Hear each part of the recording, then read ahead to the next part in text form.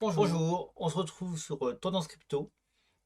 On est un peu en retard par rapport à l'horaire habituel, ou plutôt le jour habituel, hein, puisque c'était normalement une vidéo du lundi, mais que je fais le mardi pour une fois.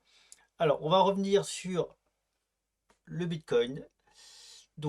Et finalement, heureusement que j'ai un peu de retard. Pourquoi? Parce que, en effet, on a pu voir que on n'a pas réussi à casser la résistance des 24 000 dollars, hein. On est revenu là, au niveau des 22, 23, un tout petit peu en dessous de 23 000 dollars.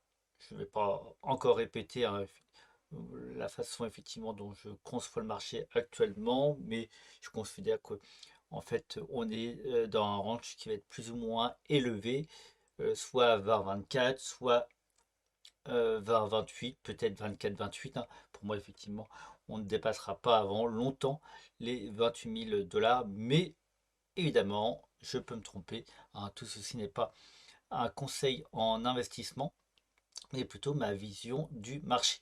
Alors aujourd'hui, on va parler de trois projets. Everscale, qui, vous allez le voir, a fait une très belle montée, hein, ces derniers jours. Et pour être honnête avec vous, c'est un projet que j'ai raté, hein, que je suivais, mais finalement, je ne me suis pas positionné assez vite. Ensuite, Tezos. Et enfin, je vais finir par de la DeFi avec Gains Network, hein, qui s'est déployé sur Arbitrum depuis quelques semaines. Alors, on commence pour Everscale. Alors, Everscape, donc, c'est un Layer 1 donc, qui est maintenant en 115e position, hein. Comme vous pouvez le voir, il a fait une très très belle montée en vraiment en 2-3 jours, puisqu'on est en gros à un plus 100% sur 2 jours.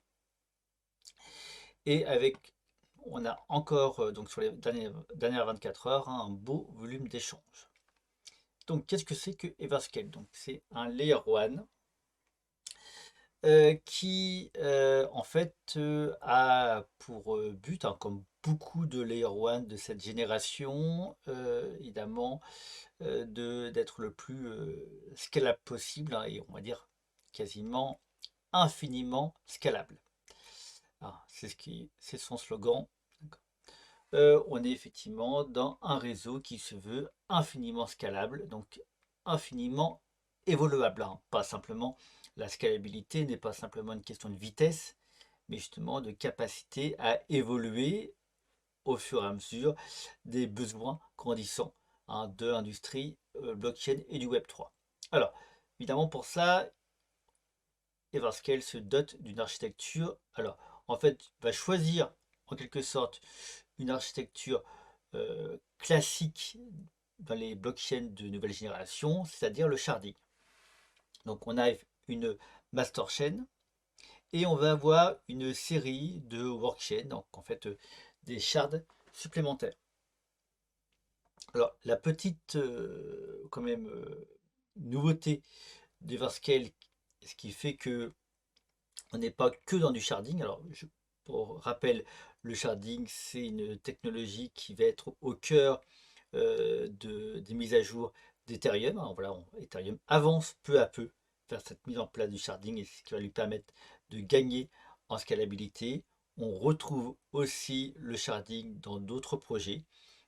Par exemple, pour les plus connus, on peut penser à Near Protocol, mais aussi donc à Multivers X, anciennement donc Elrond.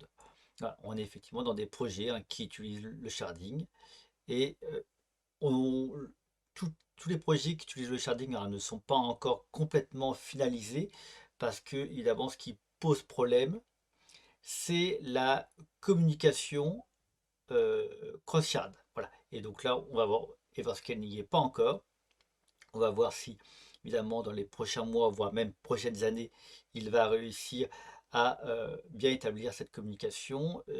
Multivers X a eu des problèmes là-dessus. Near Protocol n'est pas encore pleinement, n'a pas encore pleinement finalisé ses communications. Alors pourquoi ça pose problème? Parce qu'évidemment, on peut avoir des projets des applications qui vont être sur des shards différents. Et donc, évidemment, le problème, c'est que de plus en plus souvent, les applications vont devoir communiquer entre elles. Voilà. Et donc, s'envoyer des tokens, mais pas simplement s'envoyer des messages, c'est-à-dire qu'un smart contract peut en déclencher un autre. Et évidemment, il faut cette communication. Voilà. Et sinon, effectivement, on perd un avantage d'un réseau homogène. Réseau homogène qui a aussi ses problèmes hein, au niveau, ce ne sont pas des réseaux aussi scalables, mais au moins il y a une composabilité entre les smart contracts. Donc nouveauté d'Everscale, c'est que au-delà justement du sharding, on va ajouter donc du multi-threading, c'est-à-dire qu'il va y avoir à l'intérieur de chaque shard, on va avoir une série de threads qui vont permettre, justement ces threads, de multiplier la scalabilité. En gros, c'est comme si on avait presque, mais pas tout à fait, puisqu'effectivement, on est à l'intérieur d'un shard, mais en gros, c'est comme si on avait du sharding à l'intérieur de chaque shard, voilà, en quelque sorte. Donc, ça, c'est effectivement au niveau de l'architecture. Au niveau je ne vais pas rentrer dans les détails, au niveau du consensus, justement, il y a aussi une nouveauté, c'est-à-dire qu'on va avoir un set de validateurs et en gros, ces sets de validateurs vont tourner pour savoir qui va valider les blocs à tel moment. Voilà. Donc on a effectivement une série, on n'est pas effectivement dans du nominated proof of stake comme par exemple sur euh, Polkadot, où là effectivement il y a une série de nominations de validateurs, mais effectivement on est plutôt dans un consensus où justement là, il va y avoir un choix de validateurs qui va tourner de manière régulière, voilà, pour éviter effectivement les validateurs malveillants aussi. Alors voilà, ça c'est pour l'aspect technique, hein, je ne voulais pas rentrer dans les détails, mais effectivement voilà, pour situer un peu dans quelle catégorie de Layer 1 on est. Hein. On est dans du Proof of Stake avec Sharding. Alors maintenant, si on regarde au niveau, donc le light paper, je vous conseille de regarder plutôt le light paper que le white paper, hein, qui n'est pas forcément très clair au niveau de son organisation. Le light paper qui quand même prend un light paper assez complet, hein, des fois on s'est réduit à peau de chagrin, là il est assez complet et il est assez clair par exemple par rapport à ce que je viens de vous expliquer sur justement on va retrouver un peu plus bas, je crois, voilà, ici, hein, une explication du consensus pour le choix des validateurs. Si on regarde sur Defilama, donc on a au niveau TVL hein, une bonne montée. En fait, la montée s'explique aussi parce que le token lui-même, donc Lever, a beaucoup augmenté. Donc en fait, on est dans un petit réseau. Donc évidemment, on veut dire le poids du token a une importance assez grande, surtout dans du proof of stake, où donc il va y avoir du staking dans effectivement la TVL. D'accord, donc effectivement, il faut relativiser cette montée. Néanmoins, attention, hein, c'est toujours le problème pour Defilama. Vous voyez, il n'y a qu'un protocole qui est listé. Or, si on regarde justement sur d'autres sur le site d'Everscale, on retrouve, hein, donc il y a ici, hein, vous allez à Explore Ecosystem, vous pouvez trouver, je vous remettrai le lien du site de Everscale en description, vous retrouvez un certain nombre d'applications. Donc la TVL est sans doute plus grande, toutes les applications ne sont pas encore opérationnelles, mais il y a sans doute plus d'applications que ce qu'on peut voir sur Defilama. Alors oui, vous pouvez le voir, hein, c'est un détail que j'avais oublié d'indiquer, hein, donc Pokerton. Alors pourquoi effectivement donc, le suffixe un ton? En fait, c'est parce qu'à l'origine, Everscale est en gros un fork de la Tonchain. Tonchain, hein, j'en avais déjà parlé, excusez-moi, ça fait partie, hein, donc c'est une blockchain dont on parle assez peu actuellement. Donc en fait, c'est un ancien projet de Telegram qui a pris effectivement, a dû prendre ses distances pour des questions de régulation avec Telegram, mais effectivement qui est bien le Toncoin, qui, vous voyez, qui est bien capitalisé. Donc Everscale, c'est à l'origine un fork, mais ensuite qui a pris complètement son indépendance et qui a beaucoup évolué. Donc ça, c'était pour l'écosystème. Et ensuite, donc oui, ce que je voulais vous montrer effectivement, c'était par rapport au compte donc sur l'Explorer. On peut voir que en un mois, on a une belle montée donc des nouveaux wallets. Donc ça montre bien effectivement qu'il y a une activité sur le réseau, hein. Donc ça confirme aussi, hein, que voilà, on n'est pas simplement dans de la spéculation avant effectivement un réseau qui pourrait être opérationnel. Là, effectivement, on est voilà, dans un réseau, hein, qui commence déjà à être utilisé. On n'est pas dans une blockchain. Par contre, attention, on n'est pas dans une blockchain EVM. Donc voilà, il faut effectivement un wallet à part. Néanmoins, il y a un compiler, hein, pour justement pouvoir accueillir les projets construits en Solidity. Dernière indication qui montre bien qu'il y a justement de l'activité. Alors même si ça reste globalement, alors c'était pas ici, c'était au niveau des NFT, même si ça reste rudimentaire, hein, on n'est qu'au tout début, il faut voir effectivement comment ça évolue, hein. On voit bien que depuis donc le 24 janvier, il y a plusieurs collections de NFT qui se sont développées, hein. Donc effectivement, il y a des choses qui s'installent. Alors qu'on avait effectivement, vous voyez ici, on avait une collection le 4 décembre, puis ensuite on est en octobre. Donc pour l'instant, il y avait quand même peu de choses et ça se développe donc depuis la fin janvier. Donc voilà pour Everscale, donc le premier projet dont je voulais vous parler. Ensuite, on passe à Tezos. Alors, j'enlève quelques onglets, voilà, pour aller plus vite. Donc Tezos, donc c'est aussi un Layer 1, donc projet d'infrastructure en Proof of Scale, projet français. Alors, qui n'a pas forcément, on veut dire, même s'il est bien placé, hein, il est en 51e position, et je crois même qu'il était monté à un moment euh, autour des 30e positions, pas forcément le projet le plus visible, mais qui est intéressant. Alors, je vais vous expliquer, il y a des nouveautés au niveau de la scalabilité aussi, mais aussi au niveau de la régulation, hein, le fait que ce soit un projet français. Tedos fait tout effectivement pour pouvoir avoir l'aval des régulateurs français et européens, et par rapport à ça, c'est intéressant comme positionnement. Au niveau donc du token, je me suis mis donc sur une charte donc longue, hein, depuis donc le début 2018.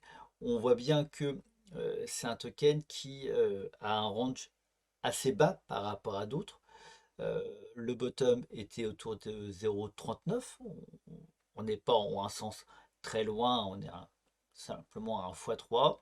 Et il est monté jusqu'à 8, hein, 8,4 dollars. Donc voilà, un range, hein, finalement relativement bas, on va dire, sur ce token. Donc c'est voilà, pas sûr qu'effectivement on ait un gros multiple, hein, de gains possible, mais c'est un token qui, en gros, est assez sécure au niveau investissement. Voilà, tout dépend effectivement comment on se positionne. Alors, Tezos. Donc, on est effectivement une blockchain conçue pour évoluer. À nouveau, hein, c'est effectivement vraiment le mot d'ordre de tous les réseaux, hein, depuis en gros 2-3 ans. C'est la course à la scalabilité. Et cette course, alors là, on n'est pas comme Everscale sur l'idée d'une blockchain infiniment scalable. Néanmoins, on a effectivement l'idée d'aller vers les 1 million de transactions par seconde. Alors comment on va y arriver? En fait, Tezos justement va choisir le passage au layer 2 et donc va utiliser la technologie des rollups pour justement passer, euh, en gros pour faire un saut de scalabilité. Donc voilà, on va avoir effectivement la mise en place de layer 2 assez vite. L'avantage de ce Layer 2, c'est qu'on va aussi avoir effectivement une compatibilité qui va se faire avec l'Ethereum Virtual Machine. Donc ça c'est bien, parce que pour l'instant, Tezos pareil, hein, a sa propre machine virtuelle, donc il veut aussi son propre wallet. Là, on va avoir quand même, grâce à ces Layer 2, on va avoir une compatibilité avec tout l'univers Ethereum. Donc voilà, une ouverture de Tezos, ce qui est intéressant. Et aussi, il va y avoir justement tout un travail fait au niveau de la confidentialité en utilisant les ZK Proof. Donc voilà, autre champ justement qu'il fera suivre dans les prochaines années ou au moins prochains mois. Voilà. Pour, au niveau donc de la TVL, hein, pour Tezos, donc voilà, on est en 41e position. On a pour l'instant peu de projets. Il y a eu pas mal de collections de NFT, donc là c'est pas indiqué ici, hein. Au niveau de la TVL, comme vous pouvez le voir, on a un protocole, hein, qui a quand même l'essentiel de la TVL, hein, puisqu'on a une dominance de ce protocole de 76%. Un des projets connus sur Tezos, projet aussi français, c'est Degami, hein, où justement on peut en gros avoir un chien sous forme de NFT dont il faut s'occuper. Et en gros, l'idée de Dogami, c'est d'aller effectivement aller peu à peu vers un Dogaverse, donc un métavers justement avec des chiens comme avatar. Voilà. Donc voilà, c'est un projet effectivement gaming assez intéressant, hein. Il y a une très grande communauté. Et donc c'est aussi une grande réussite du Web3 français, donc qui est sur Tezos, et c'est un peu justement une sorte de vitrine aussi, hein, pour Tezos. Et voilà, cette complémentarité est assez intéressante. Donc voilà pour Tezos, et on passe au troisième projet, Gains Network. Donc là, on change de sujet puisqu'on n'est pas sur un Layer 1, on est sur un projet DeFi. Alors, pourquoi je voulais vous parler de Gains Network? Alors, qu'est-ce que c'est déjà que Gains Network? C'est un protocole de perp. Alors, donc, le trading justement perp, donc on le retrouve, hein, donc, le trading sur levier. On le retrouve donc de manière décentralisée, hein, sur DYDX ou sur GMX, hein, les deux protocoles les plus grands dans ce domaine. Au niveau de la TVL, qu'est-ce qu'on s'aperçoit? C'est que justement Gains Network est bien monté, hein, vous voyez, depuis donc en gros depuis 10 jours. Il y a eu une très belle montée de la TVL sur Gains Network. Pourquoi? Parce qu'il vient d'arriver sur Arbitrum. Il était sur Polygon. Il est bien placé, hein, sur Polygon, je crois, 12e, 12e, 13e position. Et il a acquis cette même position très très vite sur Arbitrum. Et donc voilà, donc c'est un protocole, hein, qui se positionne clairement sur l'univers Ethereum, hein. Donc Layer 2 pour Arbitrum, sa chaîne pour l'instant sur Polygon. Alors, si on rentre un peu dans le détail donc Gains Network. Donc là, effectivement, c'est pour le trading. D'accord, donc effectivement, on a, comme vous voyez, un tableau de bord clair, complet. On peut faire des leviers jusqu'à x150, hein, pour ceux qui aiment le risque. Donc le but, j'aurais aussi à en parler dans une vidéo, hein, que ce soit protocole de pair, Poudex, etc. C'est vraiment d'arriver à une expérience utilisateur comparable aux échanges centralisés, hein.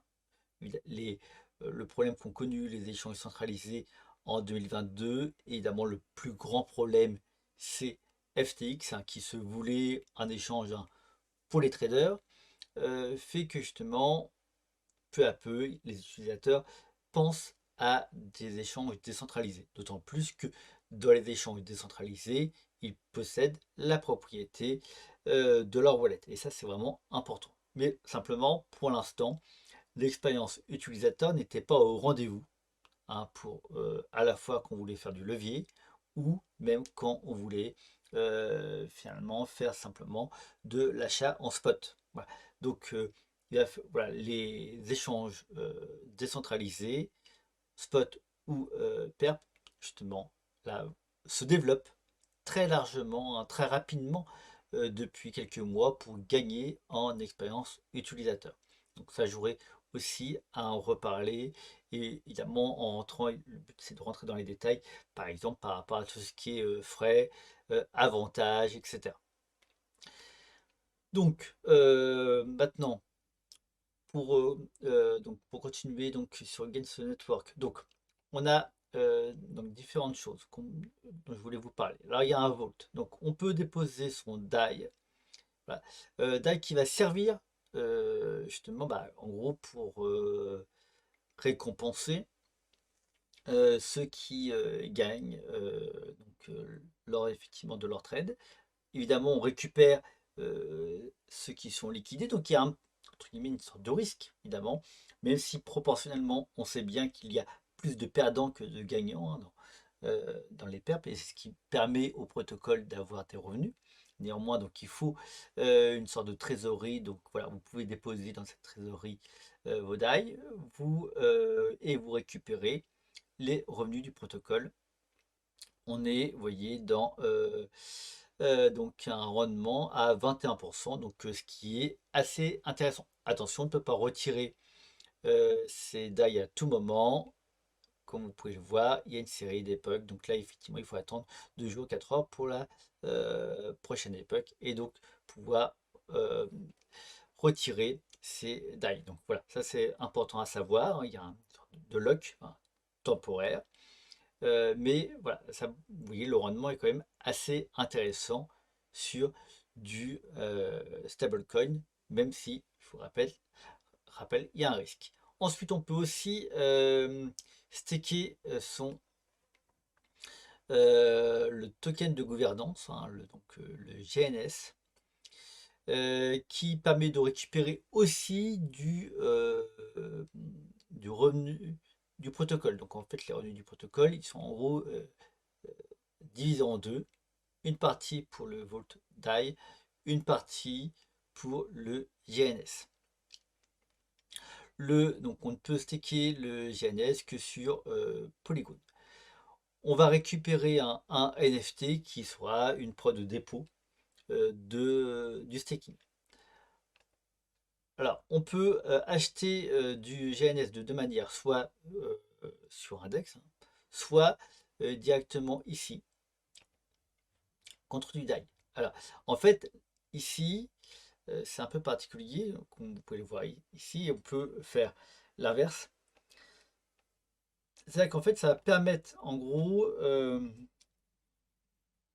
de stabiliser le protocole. C'est-à-dire le GNS n'a pas une supply justement fixe, c'est une supply dynamique. Donc là, on peut créer ou bouler du GNS et en fait le protocole, alors là c'est effectivement ce que peuvent faire les utilisateurs, mais le protocole fait aussi un des bornes réguliers, hein. Le but c'est effectivement d'assurer en gros là au niveau du vault qui est effectivement, vous voyez, il faut un collatéral assez important euh, de ce vault-là. Et donc, important que 105%, mais en fait, si on passe sous ce collatéral, on va bouler du GNS pour pouvoir récupérer du DAI, etc. Voilà, donc, on est ici, justement, donc, où j'avais oublié, on peut effectivement locker aussi plus longtemps, vous voyez, son DAI pour pouvoir récupérer plus de GDAI, hein. Donc effectivement, en gros, ça nous permet effectivement d'avoir un discount.